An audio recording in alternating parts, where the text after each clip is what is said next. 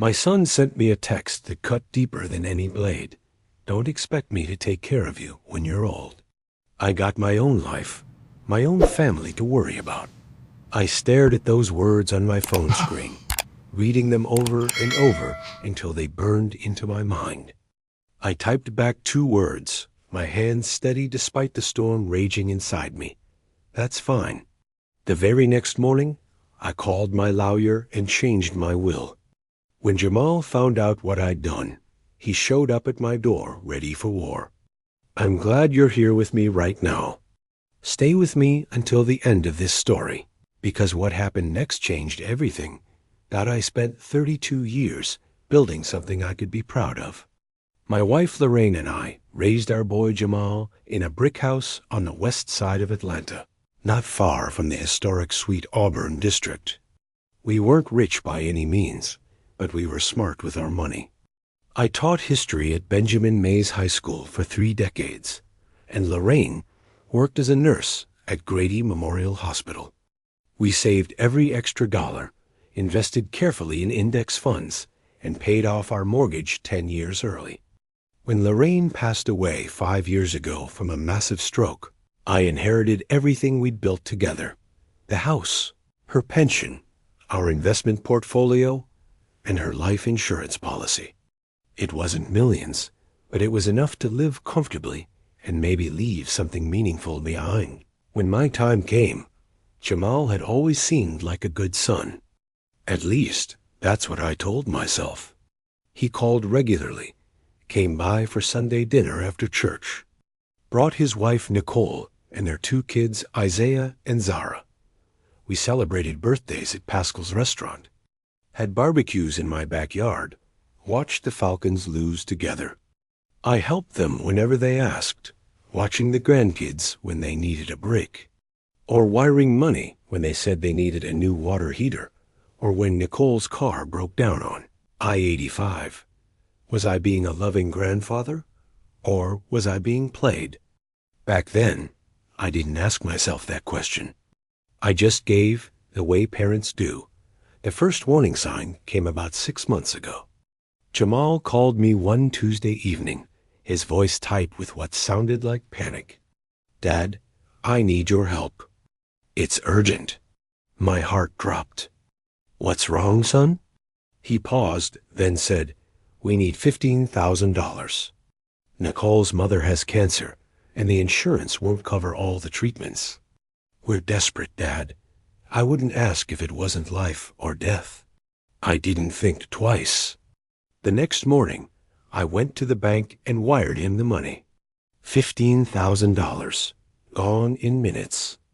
But something about that conversation stuck with me, like a splinter I couldn't remove. 2 weeks later, we were having Sunday dinner at my place. I'd made my famous fried chicken and collard greens, the same meal Lorraine used to make for special occasions.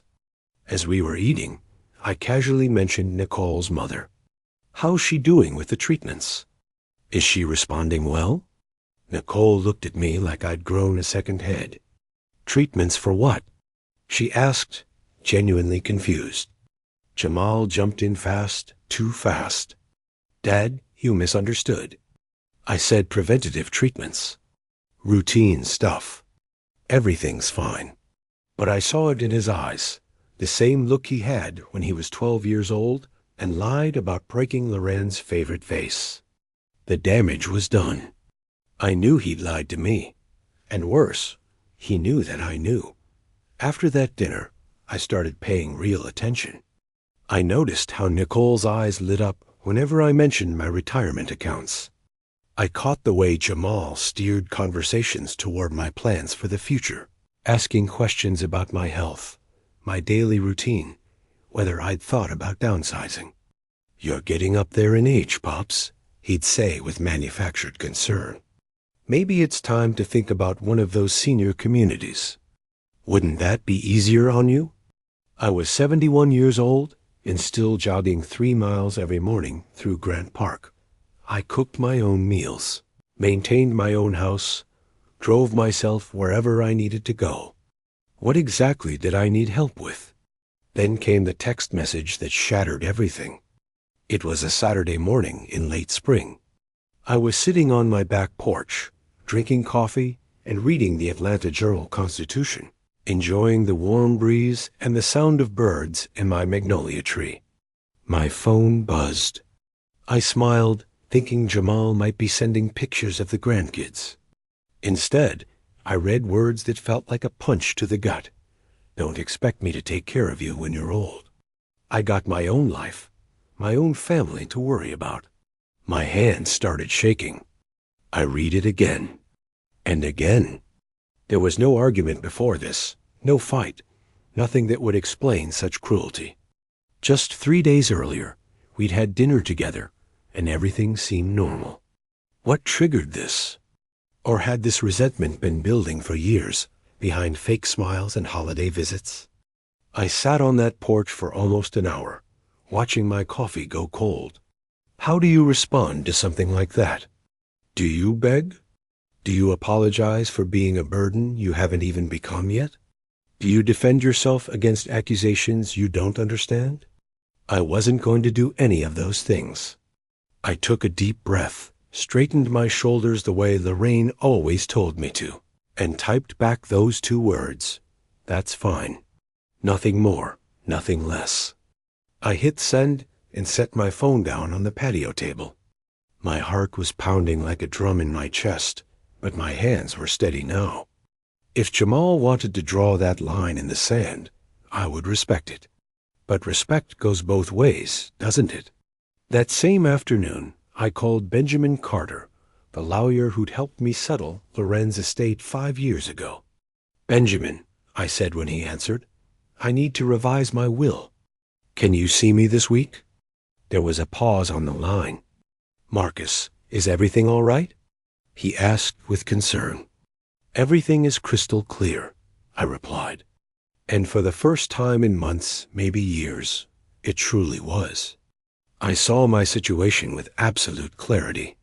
I wasn't going to be anybody's retirement plan or anybody's jackpot. If Jamal had his own life and his own family, then I had my own life and my own legacy to decide. I spent the next 2 days thinking hard about what I wanted to do and who truly deserved what I'd spent a lifetime building. The answer came easier than I expected. I made notes in my journal, created lists, researched charitable foundations and scholarship programs. When I walked into Benjamin's office that Thursday morning, I knew exactly what I wanted. What I didn't know was that Jamal still had access to one of my bank statements through an old joint account we'd opened years ago for emergencies. I also didn't know he checked it regularly, monitoring my money like a hawk watching prey.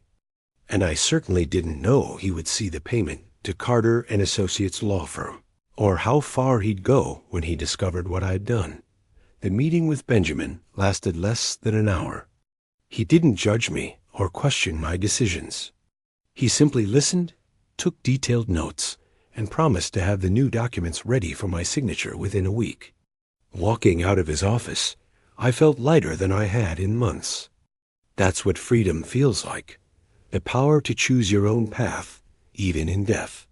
I walked back to my car through downtown Atlanta, passing the historic Ebenezer Baptist Church where Dr. King once preached, the sweet Auburn Curb Market where Lorraine and I used to shop on Saturdays, the park where I'd pushed Jamal on the swings when he was little. Those memories didn't hurt anymore. They simply existed, separate from my current reality. People change. Relationships evolve. Sometimes they grow stronger and deeper. Other times they reveal themselves to be built on foundations far less solid than you believed. I drove home through familiar streets, past the house where Jamal grew up, past the corner store where I'd bought him candy after good report cards. Back home, I made myself lunch and tried to stick to my normal routine, but my mind kept circling back to that message. Don't expect me to take care of you when you're old. The cruelty of those words still stung like an open wound. But beneath the pain, something else was growing. Curiosity. What had really driven him to send that? What did he actually want from me? I pulled out my financial records and started examining them with fresh eyes, really looking at the patterns for the first time. There it was, plain as day. $15,000 for Nicole's mother's cancer treatments that never happened. Another $5,000 from 2 years ago for what Jamal called a family emergency fund that somehow turned into a vacation to Kenkon. $3,000 here for car repairs. $7,000 there for home improvements. The amounts had been small enough not to raise red flags at the time, spread out over several years. I'd never added them all up before. But seeing them listed together, the pattern was impossible to deny. In just 4 years, I had given them over $47,000. Had any of it gone where they claimed, or had I been financing their lifestyle while they waited for the real prize, my death? My phone rang, breaking through my thoughts. It was Jamal. My stomach tightened into a knot. I let it ring twice, 3 times, before I answered. "Hey, Pops." His voice was tense, nervous. "We need to talk." "Talk about what, son?" I replied, keeping my tone neutral and calm. "About your meeting with the lawyer." "What are you doing?" So he knew already. That old joint account. Of course. I'd completely forgotten about that safety net we'd set up when Lorraine got sick. I'd meant to close it after she passed, but I kept putting it off. That oversight was coming back to bite me now. I wouldn't make that mistake again. "I'm just updating some documents," I said casually. "Estate planning stuff. Nothing for you to worry about." "Nothing to worry about?" His voice rose. "Pops, you can't change your will without talking to me first." Something cold and hard settled in my chest. "I can't?" I asked slowly. "It's my will, Jamal. My money to distribute how I see fit. After everything I've done for you," he shot back, "all the time I've spent looking after you." I almost laughed out loud. "Looking after me? Son, I live alone. I manage my own house, my own finances, my own life. What exactly have you been looking after?" "You know what I mean," he said, his voice dropping. "I'm your son. I'm family." "Yes," I said softly. "You are. And family doesn't send text messages telling their elderly father not to expect support or care." Dead silence on the line. Then, quieter, I was angry. "I didn't mean it." "Of course you meant it," I interrupted. "And I'm respecting your wishes. You have your own life and your own family to worry about. I have mine. Pops, don't do this. Don't be stubborn." Stubborn. He was calling me stubborn. Soon he'd have even worse names for me. I closed my eyes and counted to 5, just like Lorraine used to teach me when I was about to lose my temper. "I have to go, Jamal. I've got an appointment." "Pops, wait." I hung up. My hands were shaking again, but this time it wasn't from fear. It was from rage, pure and simple. I realized I'd been manipulated for years by someone I'd raised, loved, and sacrificed everything for. How long had I been nothing more than a bank account with a pulse to him? I needed a real plan, not just updating the will. That was already in motion. I needed to protect myself, shield my assets, and make sure nobody could challenge my decisions down the road. Benjamin had mentioned living trusts and irrevocable transfers before. I needed to understand all my options, and most importantly, I needed to understand what kind of enemy I was facing. That night, I couldn't sleep. I spent hours on my computer researching financial elder abuse, undue influence, and inheritance litigation. The stories I found were chilling, nightmare fuel. Children draining their parents' bank accounts dry, forging signatures on documents, even hastening their parents' deaths to collect inheritances sooner. Was my own son capable of something like that? I didn't want to believe it. But that text message was still sitting on my phone, proof I couldn't ignore. He'd shown me who he really was.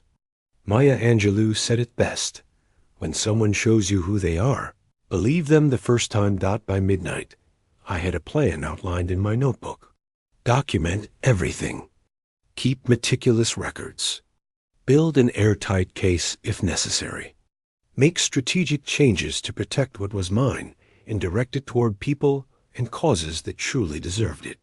The next morning, I went back to Benjamin's office with renewed determination. I want to set up a living trust, I told him firmly, and I want to transfer my major assets into it immediately. Benjamin leaned back in his leather chair, studying me over his reading glasses. Marcus, that's a significant step. Once assets are in an irrevocable trust, you lose some flexibility. Are you absolutely sure about this? I'm 71 years old, Benjamin. I have my pension, my Social Security, and more than enough in my checking account to live comfortably for many years to come. The house, the investments, the savings? I don't need them to be liquid. I need them to be protected. He nodded slowly, understanding dawning in his eyes. Protected from whom? I met his gaze directly. From anyone who might try to claim I'm incompetent or being manipulated when I've made my wishes perfectly clear. From my son. I finally said it out loud, the truth I'd been circling for days. Benjamin didn't look surprised at all. I'll prepare the documents, he said. But Marcus, this will take some time. And if Jamal has access to your financial information, I'm closing that account today, I interrupted. I'm opening a new one at a different bank. He won't see another transaction. Good, but be prepared. When he sees the transfers to the trust, he'll know something major has happened. Let him know, I answered firmly. I'm not hiding. I'm just protecting what's rightfully mine. I left Benjamin's office and drove straight to the bank where Lorraine and I had kept our accounts for 30 years. I closed the joint account with Jamal, opened a brand new account in my name only at a different branch, and requested that all my automatic payments and deposits be transferred there. The manager, a woman I'd known for years, processed the paperwork efficiently, but looked at me with obvious concern. Mr. Washington, is everything all right? It's unusual to see someone close accounts this way. I gave her my best smile. Everything's fine, Miss Johnson. I'm just simplifying my finances. She didn't look convinced, but she finished the paperwork without asking more questions. By Thursday of that same week, the trust documents were ready. Benjamin had worked fast, and I appreciated his discretion more than he knew. The Marcus Washington Living Trust would become the legal owner of my house, my investment portfolio, and my savings accounts, everything except the checking account I needed for daily living expenses. I chose the beneficiaries with great care, thinking about who had truly been there for me and what would honor Lorraine's memory. A scholarship fund at Spelman College, where Lorraine earned her nursing degree. The food bank at Ebenezer Baptist Church, where we'd volunteered for decades. Children's Healthcare of Atlanta, where sick kids needed hope. And a modest legacy from my niece Shanice, who'd always stayed in touch without ever asking me for a single dollar. Jamal's name appeared nowhere in the document. Not once. I signed the papers in Benjamin's office with his paralegal and secretary serving as witnesses. When we finished, Benjamin shook my hand firmly. The transfers will take about a week to process. After that, these assets are locked in. You won't be able to change the beneficiaries without dissolving the entire trust. I understand completely, I said. That's exactly what I want. Thank you, Benjamin. That night, Jamal called again. I didn't answer. He called 3 more times in a row. On the 5th call, I finally picked up. Where have you been? He demanded, his voice thick with anxiety and something close to fear. I've been trying to reach you for days. I've been busy, I replied calmly. What do you need, Jamal? What do I need? His voice cracked. Pops, your bank account is gone. I tried to log in to check your balance, and it doesn't exist anymore. What's going on? So he'd been monitoring my money regularly, not just occasionally. That realization hit me like a physical blow. Not just the invasion of privacy, but the sheer audacity of it. The entitlement. I closed it, I said simply. It was time to reorganize my accounts. Reorganize? Pops, what's really going on? First the lawyer, now this. Are you sick? Is something wrong? I'm fine, son. Healthier than I've been in years. That concern would have touched me a week ago. Now I only heard the fear underneath it, the terror that his inheritance was slipping through his fingers like water. I'm perfectly fine, Jamal. I'm just putting my affairs in order. It's what any responsible adult does. You're acting paranoid, Pops, he insisted, his tone shifting to manipulation. Who's been putting ideas in your head? Who's been telling you things about me? The only person who told me anything about you was you, I answered quietly. Remember? Don't expect me to take care of you when you're old. I got my own life, my own family to worry about. Ring any bells? I told you that was just stress talking, he said quickly. I didn't really mean it. Of course you meant it. And I'm simply respecting your boundaries. You don't want the responsibility of caring for me. That's fine. But that also means you don't get the benefits that come with it. What benefits?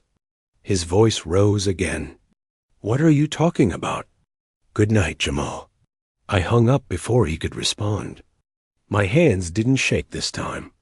My heart didn't race. I felt calm, clear-headed, in complete control.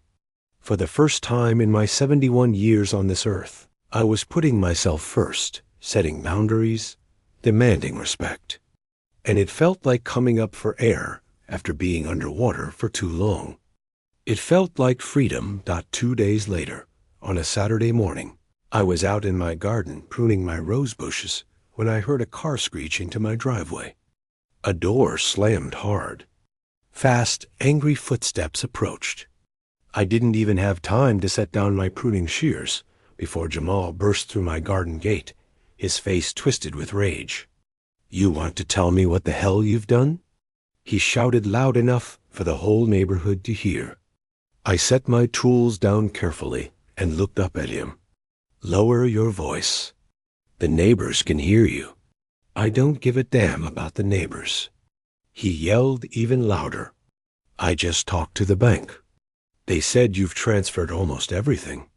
Everything, Pops? Where did that money go? Into a trust, I said calmly. And it's none of your business. How is it none of my business? He stepped closer, towering over me in a way that felt almost threatening. That money was supposed to be mine. Mom worked her whole life for that. Your mother worked her whole life for us, I corrected him firmly. For our family, for our life together. She's gone now, and it's my money.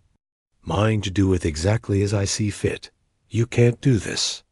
His hands were clenched into fists. I'm going to contest it. I'll prove you're not in your right mind. I stood up then, looking him straight in the eye. Try it. I have medical records proving I'm in perfect health.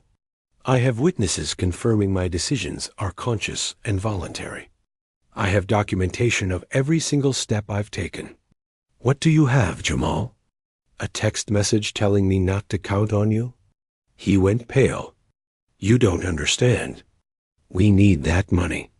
We've been counting on it. Why do you need it so urgently? I asked. What's so important that you've been counting on your father's death? He didn't answer. He just stood there, holding my gaze. And in that moment, I saw everything with brutal clarity. The calculation behind his eyes, the resentment, the ugly truth of what I had become to him over the years. I wasn't his father anymore. I was just his retirement plan, his ticket to financial security. Get out of my house, I said in a voice so low and controlled it surprised even me. And don't come back unless you're invited. He left. But I knew this wasn't over. Not by a long shot. I had crossed a line, and Jamal wasn't the type to accept defeat gracefully. I went inside, locked every door and window, and called Benjamin. It started, I told him. I need to know what legal protection I have. He moved quickly. By Monday morning, I had copies of all my documents stored in a safe deposit box at my new bank. Digital copies backed up on a secure cloud service, and a notarized letter from Benjamin describing my full mental capacity and the voluntary nature of all my decisions. He suggested one more thing that made perfect sense. A formal letter to Jamal, he explained, putting your reasons in writing. If this goes to court, it helps to have a clear record of your reasoning documented. No emotion, just facts. I spent Tuesday afternoon writing that letter. It was harder than I'd imagined. How do you explain to your own son that he's failed you without sounding bitter? How do you turn a betrayal into legal language that a judge might read someday? In the end, I kept it simple and direct. Jamal, let this letter serve as official notice that I, Marcus Washington, being of sound mind and body, have decided to establish a living trust and designate beneficiaries according to my wishes. This decision is based on your express refusal to provide any care or support for me in my old age.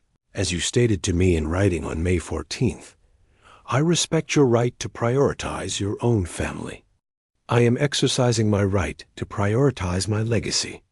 This is not punishment. This is self-protection. I signed it before a notary at the bank on Wednesday morning. On Wednesday afternoon, Jamal came back. This time, he brought Nicole with him. I heard their car pull up around 2 o'clock. I was reading in my living room with a glass of sweet tea on the table beside me. When the doorbell rang, I considered not answering it, but hiding would only delay the inevitable confrontation. When I opened the door, Nicole stood on my porch wearing an expensive designer coat I was almost certain I'd helped pay for with one of those emergency loans. Her smile was tight and practiced. "Marcus," she said in her sweetest voice, "we need to talk." "Can we come in?" "No," I replied firmly. "We can talk right here." "Pops, don't be ridiculous," Jamal snapped. "It's cold out here." "I'm not being ridiculous. You came to my house without warning. You burst into my garden screaming at me. Now you expect hospitality? Say what you came to say from the porch." Nicole's smile cracked at the edges. "Fine. We're here because we're worried about you. Jamal told me about these sudden changes you've been making with your money, and frankly, it concerns us deeply. At your age, people can become vulnerable to scams, to manipulation by strangers. Are you suggesting I've been scammed?" "I asked. What we're saying," Jamal jumped in, "is that you're not thinking clearly. Pops, you've never made impulsive decisions like this before. Moving all your money around, cutting us out. Something's not right." "I haven't cut you out of anything you were entitled to," I replied carefully. "You cut yourselves out when you made it perfectly clear I was a burden you didn't want to deal with." "I never said that," Jamal protested weakly. I pulled out my phone, opened the message, and held it up so they could both see it clearly. "Read it again. Don't expect me to take care of you when you're old. I got my own life, my own family to worry about." Your exact words, Jamal? Timestamped, saved, documented. Nicole's eyes went wide. She turned to look at Jamal with genuine shock. "You sent that to your father?" Jamal's face flushed dark red. I was angry. He'd been pressuring me about money for the roof repairs, and I'd just lost a major client at work. It doesn't matter now. He's my father. He can't just disinherit me over one stupid text. "Actually," I said calmly, "I can. And I have. Not out of spite, Jamal. Out of self-respect. You made it crystal clear what our relationship meant to you. I'm just honoring that truth." "This is about the money," Nicole said suddenly, her voice going ice cold. You actually think all we care about is your money? We've been there for you, Marcus. We visit you. We call you. We include you in our lives. You visit 4 times a year, I replied, my voice steady. You call when you need something. You included me in your lives as long as I was financing them. I looked directly at Nicole. By the way, how is your mother? Did she recover well from those cancer treatments I paid $15,000 for? She went completely silent. The color drained from her face. Jamal grabbed her arm. We don't have to listen to this. Come on.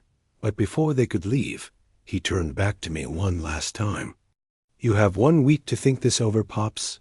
1 week to reverse these absurd changes you've made. If you don't, I'm calling a lawyer. I'll file to have you declared mentally incompetent. I'll contest that trust in court. I'll let everyone in this community know what you're doing to your own family. Go ahead, I said quietly. I have a lawyer too. A very good one. And I have documentation that will make your case fall apart. Medical records. Witness statements. A complete history of your attempts to financially exploit me. Test me, Jamal. Please, I'm begging you to try. They left. Nicole was actually crying as they walked to their car. Jamal's jaw was set in that stubborn way that reminded me so much of myself when I was younger. I watched them drive away and felt absolutely nothing. No satisfaction. No regret. Just a quiet steel determination to see this through. But that night, lying in bed staring at the ceiling, fear crept in through the cracks in my armor. What if he really did go through with it? What if he actually convinced a judge I wasn't in my right mind? I knew horror stories about elderly parents whose children stripped them of their legal rights, took control of their finances, even had them declared incompetent and locked away in facilities against their will. Could that happen to me? I slept maybe 2 hours that entire night out in the morning, exhausted and shaky. I called Benjamin again. He's threatening to sue me for incompetence, I told him, hearing the tremor in my own voice. Let him try, Benjamin replied with absolute calm. Marcus, you have something almost nobody in your situation has. Preparation. We've documented everything. Your medical records are spotless. You have multiple witnesses. As long as he can't prove actual mental incapacity, which he absolutely cannot, he has no case whatsoever. But the toll it takes, I said quietly. I know. That's why I'm going to recommend something. Take a few days for yourself. Go somewhere quiet and peaceful. Stay with a friend you trust. Let Jamal burn himself out, making empty threats while you recharge your strength. You're going to need it for what's coming. He was absolutely right. I called my old friend Dorothy, who I'd known since college. She lived 2 hours away in Savannah, in a small house near the beach, and she'd always offered me her guest room whenever I needed it. When I told her generally what was happening, she didn't hesitate for even a second. Come stay with me, Marcus. Bring nothing but comfortable clothes and a willingness to breathe again. We'll walk on the beach every morning, and I'm going to remind you what peace feels like. I packed a bag and left Thursday morning. I didn't tell Jamal where I was going. I just went. For 3 glorious days, I walked on the beach, helped Dorothy with her garden, read novels I'd been putting off for years, and slept deeply without nightmares. I remembered who I was beyond being Jamal's father, Marcus Washington, a man who'd built a good life, who'd loved deeply, who'd survived devastating loss, and who deserved basic respect. When I returned home Sunday afternoon, I felt ready for whatever storm was coming my way. A letter was waiting for me, slipped under my front door instead of in the mailbox. Expensive cream-colored paper. Nicole's handwriting in perfect cursive. Dear Marcus, I hope you can find it in your heart to forgive Jamal's outburst. He's under tremendous stress at work right now, And when he's stressed, he says things he absolutely doesn't mean. We both know how much he loves you. We want to fix this terrible situation. We'd like to invite you to dinner this Friday at Bones Restaurant, your favorite place. Let's talk as a family, not as enemies fighting in court. We miss you so much. The kids miss you. Isaiah keeps asking why Grandpa doesn't come visit anymore. Please give us one chance to make things right. With love, Nicole. I read it twice. The manipulation was so transparent, it was almost insulting. Using the grandkids as emotional leverage. Reframing Jamal's cruelty as just a stress reaction. Implying that I was the one creating this conflict, not them. It was a masterclass in emotional blackmail, and part of me wanted to admire how well crafted it was. The old Marcus would have wavered. He would have thought, maybe I'm overreacting. Maybe I should give them one more chance. The new Marcus, the one who'd just spent 3 days remembering his own worth, simply tucked the letter into a folder labeled documentation and wrote the date on it in pen. 2 days later, flowers arrived at my door.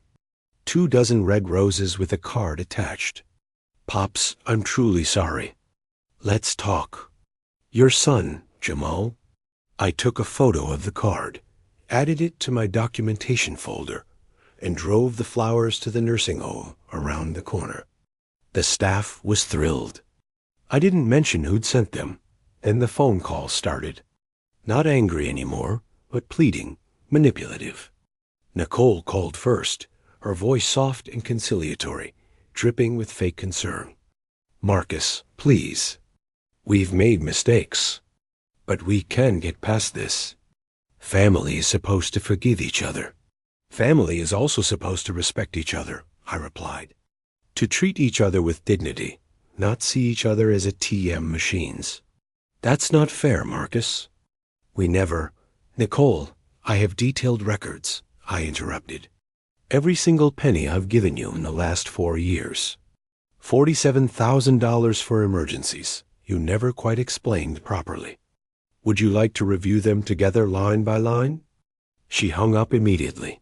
Jamal tried next, taking a completely different approach. Hurt, confused, bewildered. Pops, I don't understand what's happened to you. You've changed completely. You're not the man who raised me anymore. You're absolutely right, I said. The man who raised you was a doormat. Someone who put everyone else's needs and wants above his own dignity and self-respect. That man is gone. I'm not him anymore. Is this really it, then? Pops, please. Let's just have dinner one time. If you still feel the same way afterward, I'll accept your decision and leave you alone. But give us one real chance. I was so close to saying yes. Not because I believed him, but because I was exhausted. Saying no over and over again drains your soul. And some part of me, despite everything, still desperately wanted to believe my son could change, could see what he'd done wrong. But then I remembered that text message in all its cruel clarity. The pure contempt distilled into those words. He'd shown me the truth of his heart. Why was I doubting what I'd seen with my own eyes? No, Jamal, this is as far as we go. You made your choice clearly. I'm making mine. You're going to regret this, old man, he said, his voice dropping to something dark and threatening. Then silence. Then he spoke again, quieter. That's a prediction, not a threat. He hung up. I sat at my kitchen table, hands clasped together, breathing slowly and deliberately. Was I doing the right thing? Or was I letting wounded pride destroy what little remained of my family? I called Dorothy and told her everything. The letters, the flowers, the manipulative phone calls. They're wearing you down on purpose, Marcus, she told me firmly. It's a classic manipulation tactic. They're not genuinely sorry for what they did. They're only sorry they're losing access to your money. But what if I'm wrong? I asked. What if I'm being too harsh, too unforgiving? Have they actually apologized for sending that message? She asked pointedly. I thought hard about it. Jamal had said he was stressed, that he didn't mean it, that I'd changed. But he'd never once said the simple words, I'm sorry I hurt you. I was wrong. Nicole hadn't either. No, I answered slowly, the realization hitting me. They've apologized for how I reacted to their behavior. Not for the behavior itself. There's your answer, Marcus, Dorothy said gently. She was right. But I needed more than just one friend's support. I needed community around me. I went back to my church, Ebenezer Baptist, which I'd stopped attending regularly after Lorraine died. The grief had been too heavy. I started meeting up again with old friends I'd lost touch with over the years. I called my niece Shanice, and she drove down from Augusta the following weekend to take me to lunch at Busy Bee Cafe. She listened to my whole story attentively, serious, never judging me once. At 28, she was closer to Jamal's age than mine, but she understood things I couldn't quite express to my peers. Uncle Marcus, she said when I finished, some people only know how to take from others. They don't see relationships as mutual give and take. They see them as purely transactional, like a business deal. It sounds like Jamal and Nicole have become those kind of people. But he's my son, I whispered, my voice breaking. I know he is. And that's exactly why it hurts so much more than anything else could. But you still have the right to protect yourself. You still deserve to be treated with respect and dignity. That support sustained me through the hardest days. Every conversation, every Sunday service, every cup of coffee with an old friend reminded me that I wasn't alone in this fight. I wasn't losing my mind. And that setting firm boundaries didn't make me a bad person or a bad father. At the end of the second week, the phone calls from Jamal and Nicole suddenly stopped. The silence was both a relief and deeply unsettling. What were they planning now? Were they actually consulting with lawyers, or were they finally accepting my decision? I should have known better.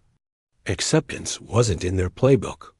They showed up one Sunday morning, 3 weeks after I'd returned from Dorothy's place. I was eating breakfast and reading the paper when I heard voices outside my front door. Jamal's voice, Nicole's voice, and the high-pitched, excited voices of my grandchildren. They'd brought Isaiah and Zara. They'd actually brought the kids into this mess. I opened the door before they could ring the bell. Isaiah, who was 6 years old, ran straight toward me with his arms out wide. Grandpa, we brought you cookies. Mama said you were sick, and we wanted to make you feel better. My heart shattered into 1,000 pieces. I scooped him up in my arms, hugging him tight, breathing in that perfect kid smell of grass and sunshine and cookies. His sister Zara, who was 4, hung back shyly for just a moment, then threw herself into my arms too. Over their small heads, I locked eyes with Jamal.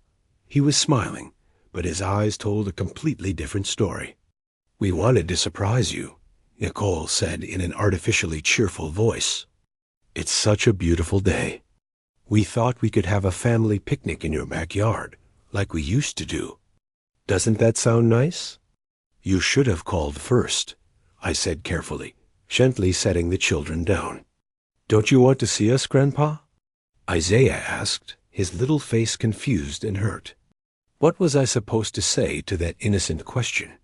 That yes, I desperately wanted to see them, but not like this? Not as bargaining chips and pressure tools? That I loved them with every fiber of my being, but their parents had poisoned everything by using them as weapons? Of course I want to see you, buddy, I replied, kneeling down to his level. But grown-ups should always call before they come visit someone's house. That's just good manners. We tried calling you, Jamal said pointedly. You didn't answer your phone. I'd seen his name on my screen and let it ring because I needed to protect my peace of mind and my mental health. Come on.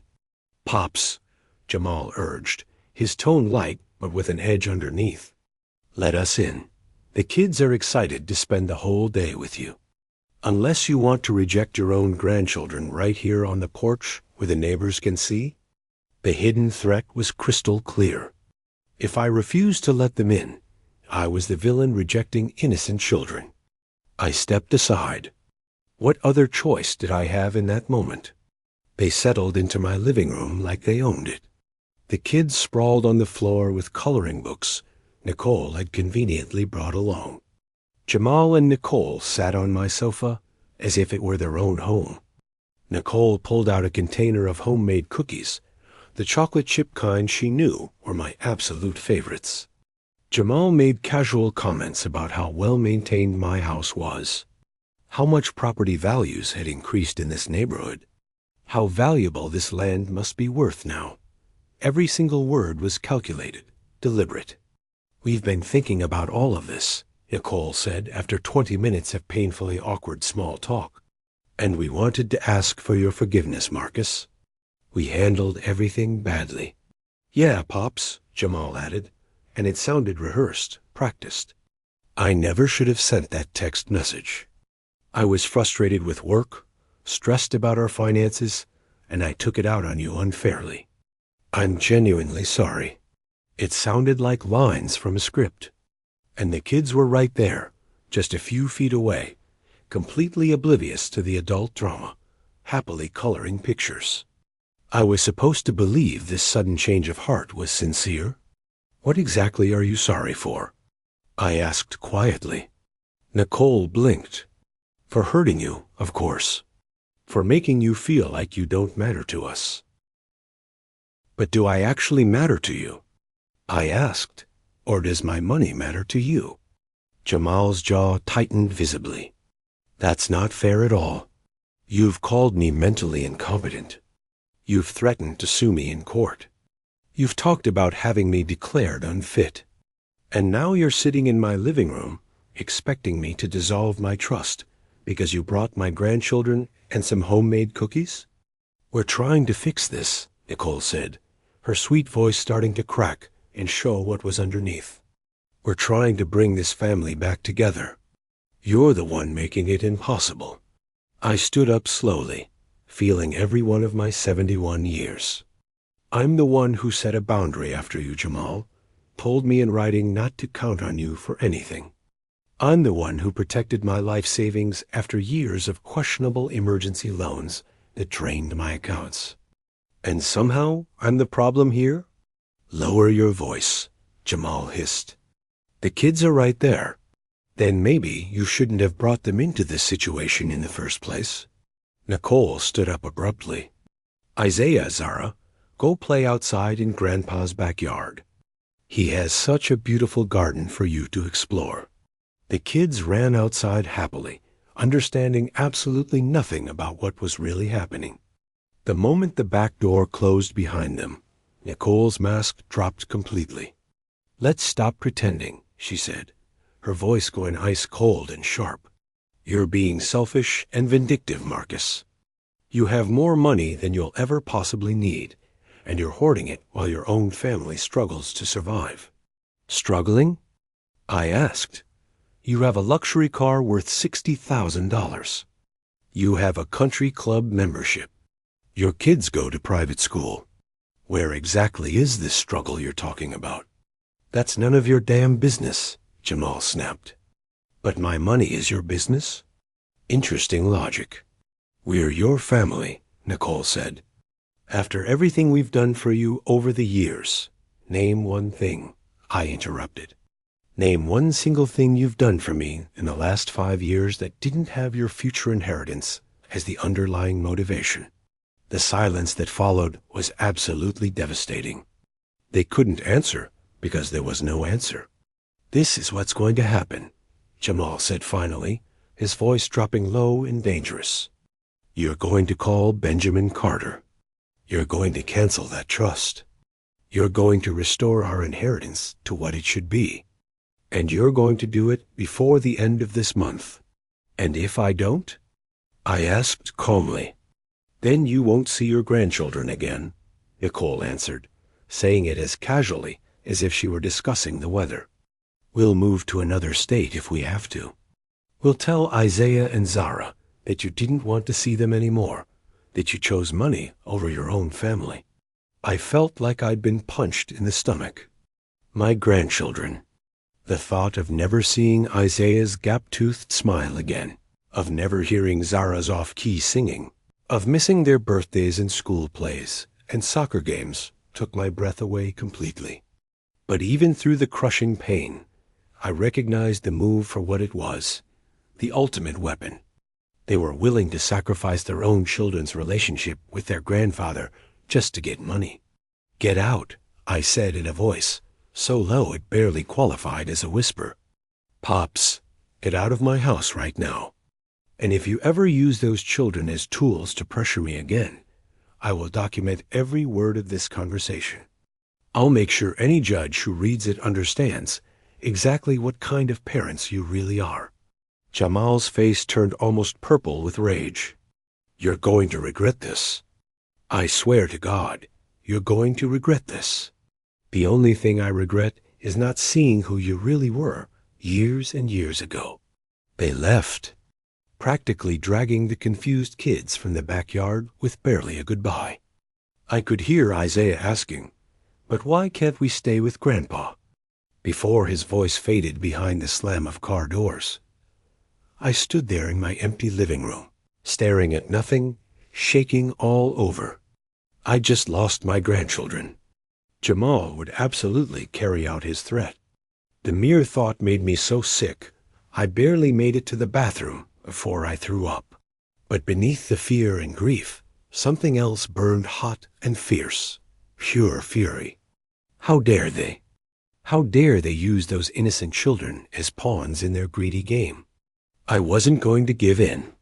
I couldn't, because if I did, what message would that send? That manipulation works? That threats get results? That they could treat me however they wanted as long as they held the kids hostage? Absolutely not. I called Benjamin immediately. They just threatened to cut me off from my grandchildren completely if I don't revoke the trust. He didn't miss a beat. Document everything. Write down exactly what was said, word for word, while it's fresh in your memory. If they follow through on that threat, we might be able to use it for grandparent visitation rights, or even in custody proceedings. The word custody made my heart race. But he was right. This wasn't just family drama anymore. This was war. And wars are won by being smarter and more prepared, not just tougher. 3 weeks later, a certified letter arrived from Jamal's attorney. Not Benjamin's firm, but a downtown practice famous for aggressive family litigation. "Mr. Washington, our client, Jamal Washington, has retained our services to review concerns regarding your mental competency and recent financial decisions possibly made under coercion or diminished capacity. We respectfully request you submit to an independent psychiatric evaluation within 30 days. I read it calmly, sitting at my kitchen table with my morning coffee. So this was the next move. Fine, let them try. I called Benjamin. They're going for incompetence. They want a psychiatric evaluation. Perfect, he said, and I could hear him actually smiling. Marcus, you're one of the most clear-thinking people I've ever met. You'll pass any evaluation they throw at you, and their entire case will collapse. But we need to be strategic. Accept the evaluation, but insist it's conducted by someone from a court-approved list. We control the process that way. A week later, I sat across from Dr. Patricia Sinclair, a forensic psychiatrist who specialized in capacity evaluations for seniors. Professional, meticulous, impossible to fool. For 3 solid hours, she asked me about everything: my life history, my education, my career, my financial decisions, my relationship with Jamal. She gave me memory tests, logic puzzles, cognitive assessments. She reviewed my complete medical records and interviewed my primary care doctor by phone. When we finally finished, she made some notes and looked directly at me. Mr. Washington, I'll send my formal report to the court within 48 hours. But I can tell you this much right now. There is absolutely zero evidence of cognitive decline, diminished capacity, or undue influence. Your decisions, while emotionally difficult for some family members, are completely rational and well-founded. Thank you, doctor, I replied, relief flooding through me. Off the record, she added, leaning forward slightly. I've seen this exact pattern dozens of times. Adult children position themselves as natural heirs, then react very poorly when parents exercise their legal autonomy. What you're experiencing is actually a form of financial elder abuse. They're trying to bully you into submission. Her words gave a name to what I'd only felt as knots in my stomach for. Months. The competency hearing was scheduled for November 15th in a Fulton County Family Court that smelled of old wood and nervous sweat. Jamal and Nicole sat on the opposite side of the courtroom with their lawyer, a man with slicked back hair in a $3,000 suit. They never once looked in my direction. I sat with Benjamin, wearing my best Sunday suit, my hair freshly cut, my hands steady on the table. Jamal's lawyer spoke first, painting a picture of a grieving widower made vulnerable by loss, isolated and fragile, making erratic decisions without consulting his only family.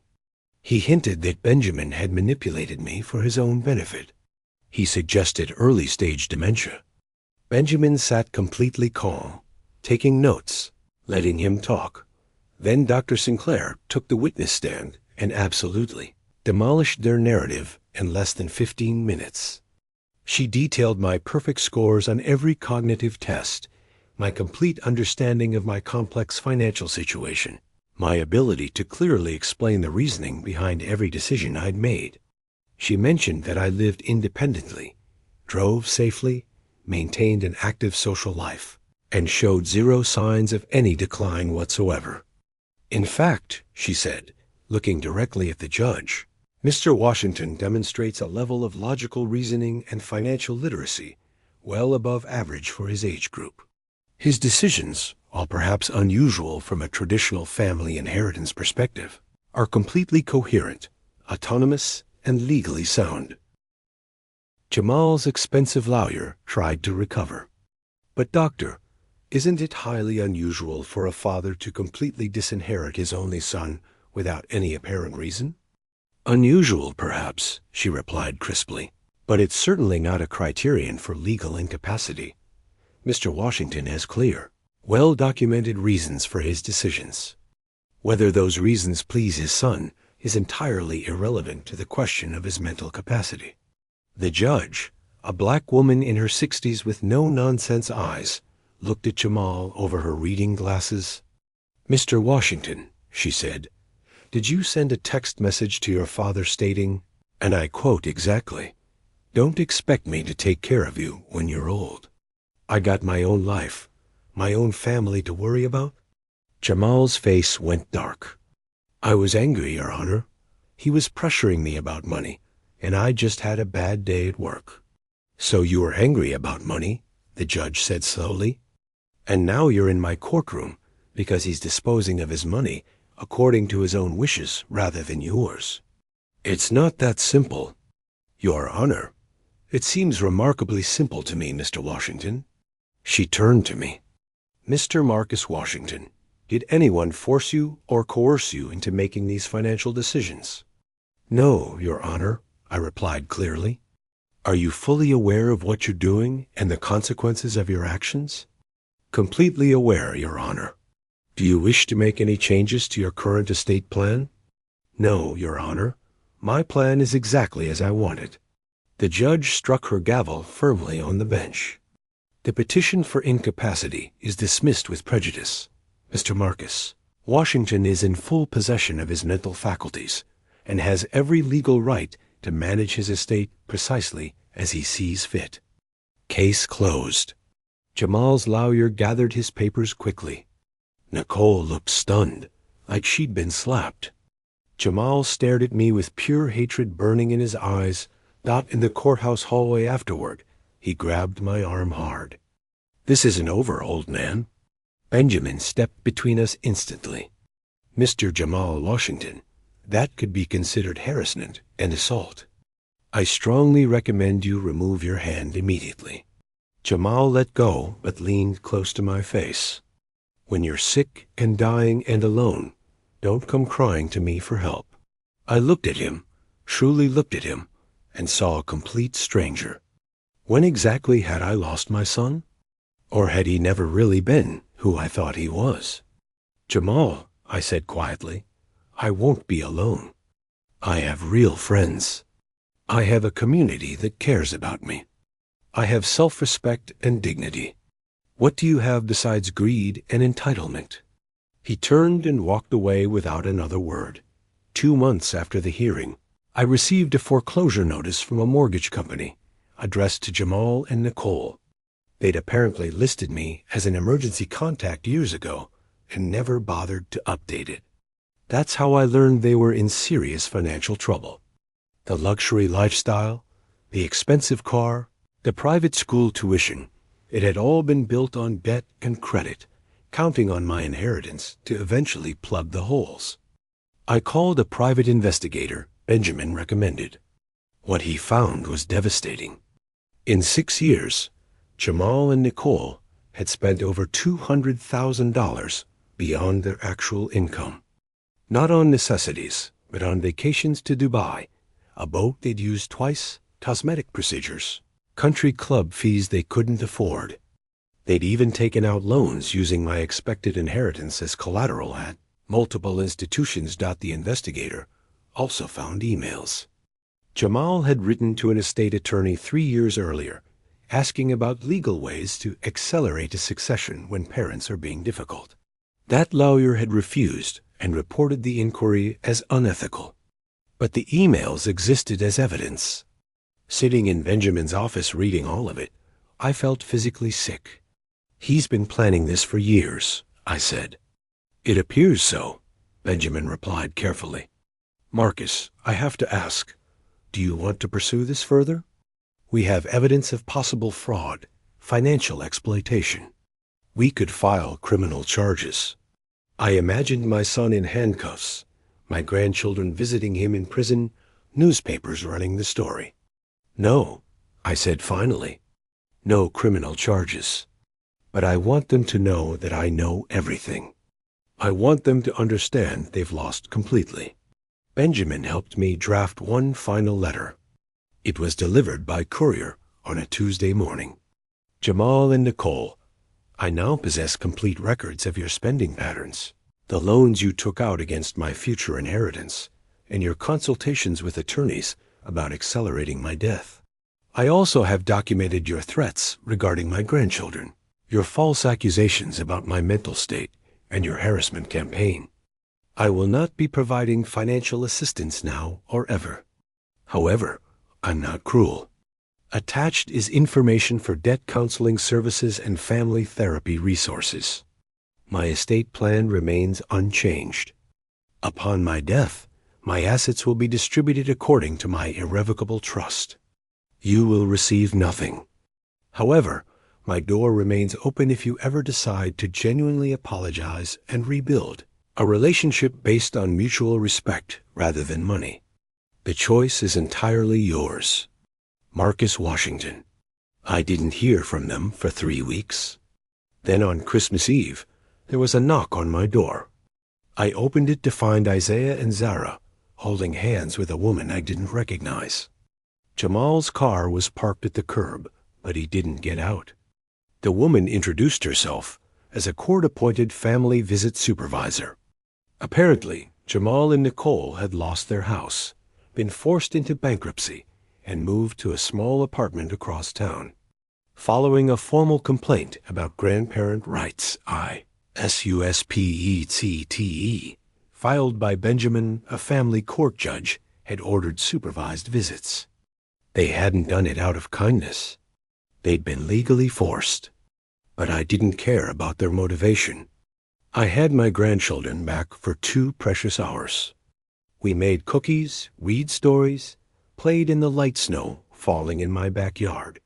When they left, Zara hugged me so tight I could barely breathe. "Grandpa, can we come back soon?" "Always, sweetheart, always."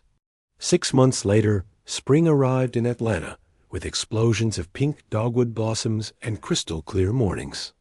I started each day with my 3-mile jog through Grant Park, feeling stronger than I had in decades. My doctor told me I had the cardiovascular health of someone 15 years younger. "Whatever you're doing, keep it up," she said with genuine admiration. What I was doing was actually living, truly living for the first time in years. I joined a book club at the Auburn Avenue Research Library. I started volunteering at Children's Healthcare of Atlanta, one of my trust beneficiaries, reading stories to sick kids and offering comfort to exhausted parents. It gave me real purpose. The scholarship fund in Loren's name had already helped 5 students attend Spelman College. I received heartfelt letters from them that made me cry with gratitude and joy that my relationship with my niece, Shanice, deepened into genuine friendship. She visited almost monthly now, and we'd become each other's chosen family. "You're the wisest man I know, Uncle Marcus," she told me once, and hearing that meant everything. I'd made complete peace with my decisions. Yes, losing the relationship I dreamed of having with Jamal still hurt deeply. But I didn't regret protecting myself. I'd learned that loving someone doesn't mean allowing them to destroy you. That family is defined not by blood, but by respect and genuine care. My house filled with laughter, friendship, meaningful projects. I had season tickets to the Alliance Theater with my book club friends. I'd taken up painting again and even sold 3 pieces at a local gallery. I traveled to visit Dorothy monthly. I was living the life I deserved all along. Meanwhile, Jamal and Nicole's situation continued its downward spiral. I didn't seek out information, but in a city like Atlanta, news travels. Jamal lost his business and now worked retail at Lenox Mall. Nicole worked 2 jobs. They'd pulled the kids from private school. The boat was repossessed, the luxury car replaced by a 10-year-old sedan. They'd built their entire existence on money they didn't have, counting on an inheritance they'd never earned. I felt sadness more than satisfaction. The supervised visits with Isaiah and Zara continued monthly, and when they turned 18, each would find a letter waiting explaining everything, offering educational support, assuring them they were always loved. Looking back now, I understand what that cruel text message actually gave me, even wrapped in pain. Freedom. Freedom to see clearly, to choose for myself, to build a life based on dignity rather than obligation. I learned that setting boundaries isn't cruelty, it's survival. That you can love someone and still refuse to be manipulated. That real family is built on mutual respect, not just shared DNA. My legacy isn't in some bank account someone inherits. It's in students who can now afford college, in sick children receiving comfort, in relationships built on genuine care. I'm truly glad you stayed with me through this whole story. If it moved you, show me by liking this video and subscribing to my channel. Write in the comments what city you're watching from and what time it is right now. I'm so curious to know where all you amazing people are. If you want to support me a little extra, you can send a small donation. I share new real-life stories every single day. And now 2 of my most popular stories will appear on your screen so you can choose what to watch next.